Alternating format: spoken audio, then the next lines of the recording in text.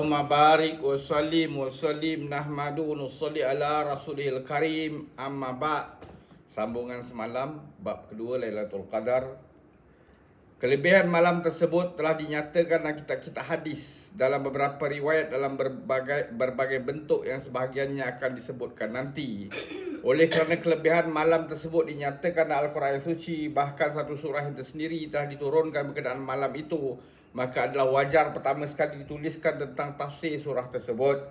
Terjemahan ayat telah dipetik pada kitab Bayanul Quran karangan Hadrat Maulana Ashraf Ali Tanwi rahmatullahi, dan tafsirannya diambil daripada berbagai kitab lain.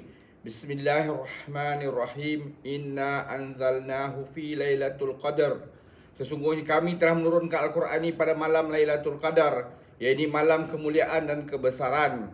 Al-Quran yang suci telah diturunkan pada Lauh Mahfuz ke langit dunia pada malam tersebut. Sungguh pun malam Lailatul Qadar mengandungi pelbagai fadilat serta keberkatan yang lain.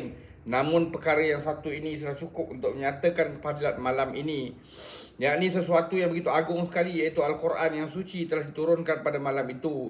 Kemudian untuk menambahkan lagi minat kita, Allah SWT bertanya, "Wa ma adraka ma Lailatul Qadar?"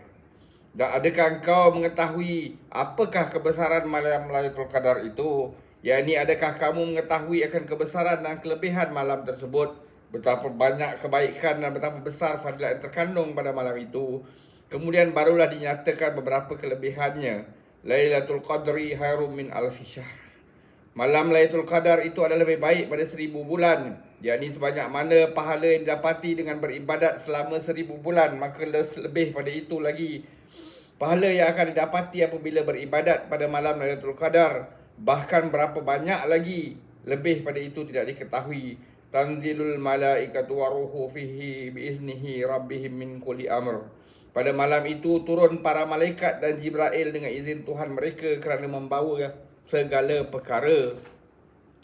Allamah Razi rahmatullahi menuliskan bahawa pada permulaannya apabila para malaikat melihat kamu, maka mereka telah meluahkan rasa kebencian terhadap manusia dan telah berkata kepada Allah Subhanahu Wa Taala yang Maha Tinggi, "Adakah engkau akan menciptakan sesuatu yang akan melakukan kerosakan di dunia dan akan menumpahkan darah? Selepas itu apabila kedua-dua ibu bapa kamu melihat pada waktu permulaan, iaitu ketika kamu dan titisan mani, mereka juga telah membenci kamu sehingga jika terkena pada kain, maka kain itu akan terus dibasuh.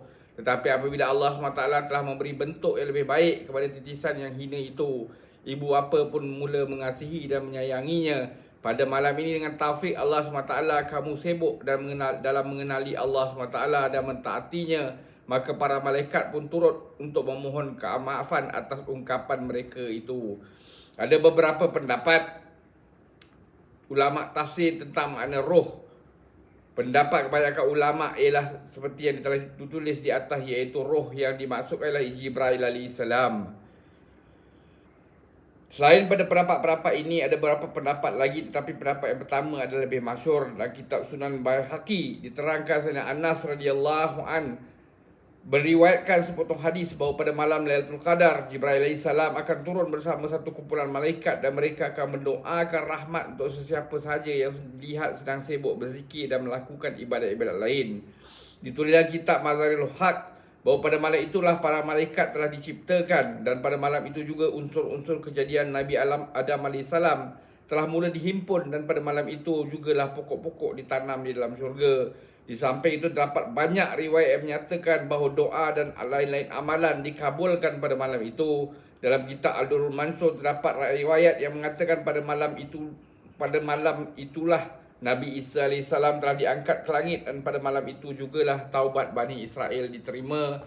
Salamun hiya hatta matla'un fajr. Selamat sejahtera malam yang berkat itu hingga terbit fajar. Iaitu para malaikat akan terus memberi salam sejahtera kepada orang-orang Islam. Setiap kumpulan malaikat akan bersilih ganti datang dan pergi sebagaimana yang dijelaskan dalam setengah hadis.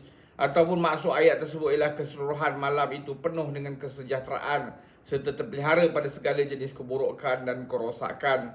Keberkatan itu tidak dihaskan untuk mana-mana bahagian malam tersebut, bahkan ia berterusan hingga ke waktu subuh.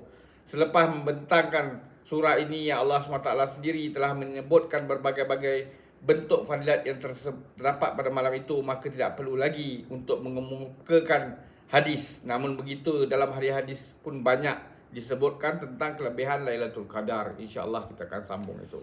Semoga Allah Ta'ala bagi taufik untuk kita ambil iktibar, amalkan dan sampaikan. Subhanallahi wa bihamdihi, subhanakallahumma bihamdika, asyhadu an la ilaha illa anta, astaghfiruka wa atubu ilaik. Subhana rabbika rabbil izzati amma yasifun, wa salamun alal mursalin, alhamdulillahi rabbil alamin. Taqabbalallah.